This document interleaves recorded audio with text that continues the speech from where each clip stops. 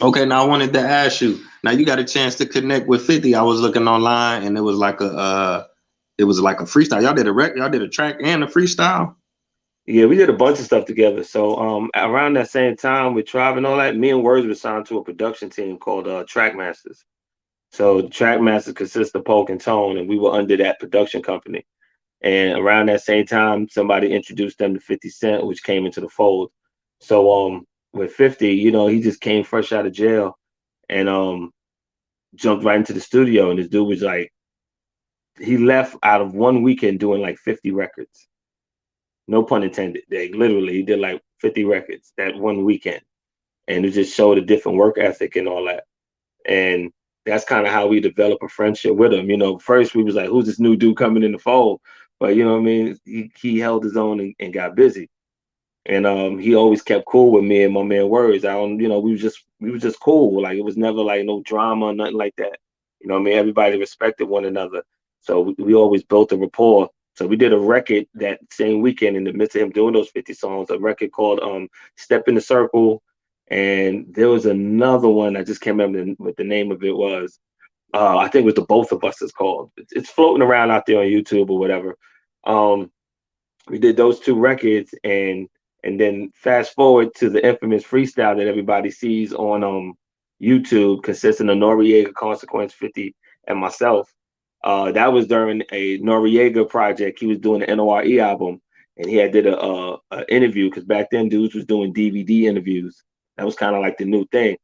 So in the midst of him doing that, they asked him, to do a freestyle thing. So N.O.R.E pulled everybody in the room. At the time, N.O.R.E didn't know I rhymed. He just thought I worked for the company. He didn't know what was going on. So they called me into the room. They's like, yo, Punch, you got to come rhyme. One thing leads to another. We start rhyming. Everybody's like, yo, this dude rhyme. And it's like, hold on, we got to start it over. Then we just kept going.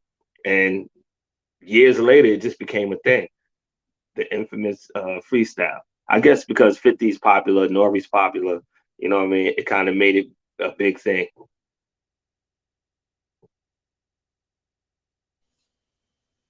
Wow, wow, man, that's phenomenal. I mean, like, to work with a lot of giants like that, Nori, he like an icon now. 50 like an icon now. To work with Mos Def, Talib, Tribe Called Quest, you got to, these are your peers. You know what I'm saying? Yeah. So you lyrically, you got to be up there to even to get on these tracks. You got songs with them, you got freestyles with them, and for Hmm. me, I just synced the freestyle for the first time recently, man, and all of y'all was going in. Y'all was killing it. Consequence was killing it. 50 was killing it. N.O.R.E was killing it. I was looking at the comments trying to see, it was kind of close because everybody was giving it up for everybody. Usually Hmm. they'd give it to one person, but from the comments, I could agree with the people, and they were saying that you was the most lyrical. You know what I'm saying? Out of Hmm. everybody that was spitting, and you Yeah, might you have gotta been the most remember around that unsung time, all them artist on dudes was there. making records. So N.O.R.E was in the middle of making the N.O.R.E album. 50 is in record mode. You gotta remember, 50 never was like a rapper like that. You know what I mean? He came in the game late, but he came in on his business and he came with song structure. So he was never the dude to go and rhyme in a cipher. That's not where he comes from. You know what I'm saying? So when they said cipher, that was more of a comfort zone for me and consequence because Cons was from that. So we was all that was like my zone. So you just threw me in some stuff I'm comfortable with.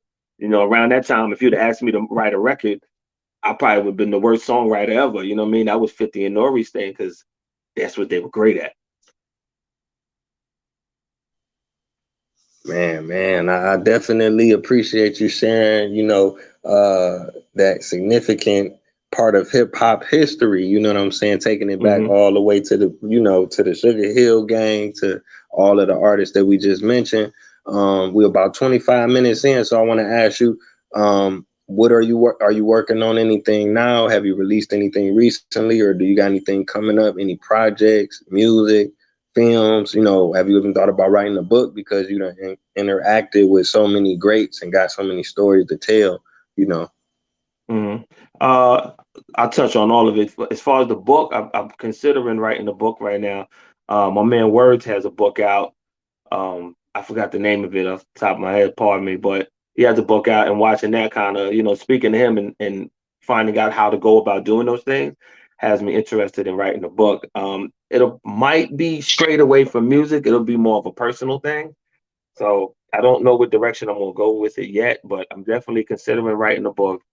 Actually in the studio now, trying to finish up a project that I'm working on with a producer from Boston by the name of Confidence. Me and him working on a project. So I'm about 5 songs from being completed. Um, don't know what I'm gonna title the album yet. I've been playing with a few ideas, but I'll wait and let people see what I'm gonna call it. We got some good features on it thus far. I got Rod Digger on there. I got Planet Asia on there. My man Four Eyes is on there. So I got some treats. I got some more stuff coming as well. L's Eyes on the project with me. Um, and then as far as movies, I'm thinking about dabbling into the acting. I'm still trying to learn some more about it. You know what I mean? Kind of have fun with it. But I did have fun working on the Lyricist Lounge TV show when we was at MTV. Yeah, yeah, man. I Oh, mean, and did I you do have a have? song out right Uh, now. The song is called Stupid Mother F. It's produced by James Digger. So if y'all want, y'all just type in Punchline, Stupid Mother, and put the letter F. And there's actually a video out on YouTube as well at the moment. So it's a dope joint. I think people gonna like that joint. And I still been doing features and stuff like that. So I'm on a few other rappers' records and stuff like that coming out. Okay, okay, okay. Yeah, man, I want to thank you again. It's definitely been an honor, and I apologize again for the mishap. I appreciate you giving me one more, chance to get it right. It's No doubt, no definitely doubt. been an honor. You know what I'm saying? So I want to thank everybody for tuning in. It's been another episode of Taye Speaks. So until next time, family, peace. Yes, sir. All right, y'all. Peace.